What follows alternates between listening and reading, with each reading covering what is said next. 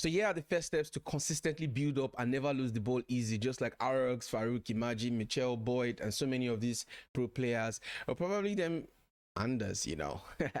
Anyways, let's fix the simple mistakes that we make while building up. Number one is passing blindly.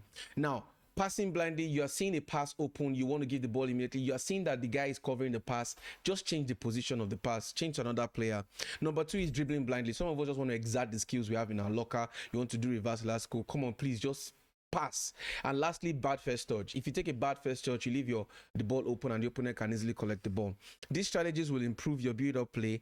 All mistakes come from one issue, not considering how your opponent is controlling his defender. That is the biggest mistake every player makes, like the one you see here. Number one, reading the defender. Let's fix all these issues. Look at the cursor your opponent is using to control his defender. The triangular icon you are seeing there. Look at it. When you've seen that, you need to know where he's going with that defender. Notice his movement. Know what the opponent is doing with that defender. So you need to know where he's going, know what he's doing with him. Is he trying to cut the passing lane, or is he sprinting at you?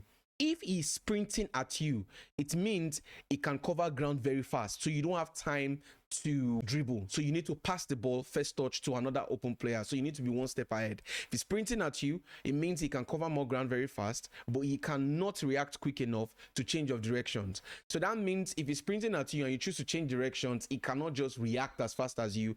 So sprinting has advantage and a disadvantage, but you need to be one step ahead of your opponent. If he's jockeying, he can react to any change of direction now. He cannot charge at you directly. So you have enough time to change your plan. So if you are planning to give a player the ball, like you see here, you can easily change it, you see, because he has jockeyed and he's covering the passing lane. If he's jockeying at you, he can't cover passing lanes quickly.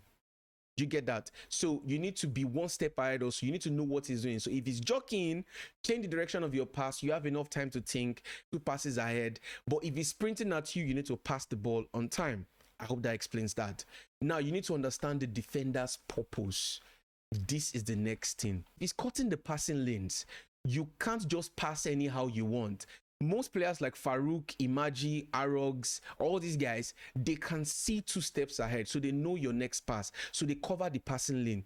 If they are cutting the passing lanes, please don't force the pass. There's no need to force it. There are 11 players on the pitch, including your keeper.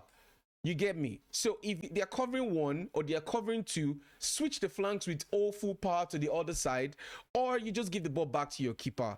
At worst, you get, but please don't lose the ball, especially in your own half. It's very, very bad. So if someone is trying to cut a passing lane, he's not coming or charging towards you, you have time to plan. You can switch the pass to someone else. Like I said, 11 players on the pitch, pass to somebody else. Like you see, it is an example. You see, he's cutting the passing lane. You can change and do whatever you want. But like you see here, he's trying to cut the passing lane from John Cancelo to that guy. And then you see, you have enough time to react and change the pass, approaching your player. Now, if he's approaching you, you have less time to react. But if he's approaching you, it means he's not cutting the passing lane. So you can pass the ball easily to your open player. Like you see here, watch this. He approaches you immediately. You see, you don't have enough time to think. Most times you have to give the ball one time pass to somebody else. So you don't have enough time to think. If he's sprinting towards you, he can't change directions quickly. But the best often way to get out of each situation like this is to just give one touch pass away. Highly skilled players, however, they will cut the passing lanes and they will approach you at the same time. Like they will approach you, they will charge at you, and they will cut the pass at the same time. As you can see here, he's charging at him directly, but he's not coming from the angle where he can cut the passing lane. So if you try to dribble in situations like this, you're a dead ass mate. He's going to collect the ball. So you give the ball one time pass to another player like I did here. See? So that's that. Like I said, watch this. On this occasion, he's going to cover the passing lane first and he's going to approach the player. He's going to do the 2 at the same time. Watch this. You see? It comes from the angle where he can cut the lane, then it's coming towards you. At this point, you have less time to react. So you have to go back. There's nothing you can do. You have to go back. That's a very high skilled way of defending. And most of these pro players can do it. As you can see here, watch this. He cuts the lane. He's going to press again. So he has cut the lane. He knows that you are out of options. So he's going to press you. You're forced to go back. But the other player also anticipates it. And he gives the one-touch pass back. You see that? One-touch pass oftentimes beats a player that runs or charges at you. One touch pass does that. Pressing the ball receiver. While receiving the ball, after passing the ball, look at the defender in the angle is approaching you from. For example, we have here, notice the angle the defender is charging at you from, and always make sure to run into the safe space, the safe zone, either from the front, the back, or the side, left or right. Now, in this situation, I feel the safe zone is going to be my front, because of course it's going to anticipate I'm going to give another pass to my open player heading to this box. So watch this.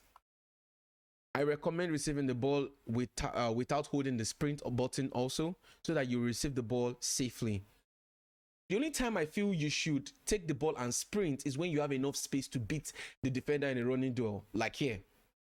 But if you do it where there's a defender in front of you, you're always going to lose the ball. 98% of the time you're going to lose the ball. But in positions like this, 99% of the time you would get away with it, and you probably would beat the guy, and then you can be in for a goal.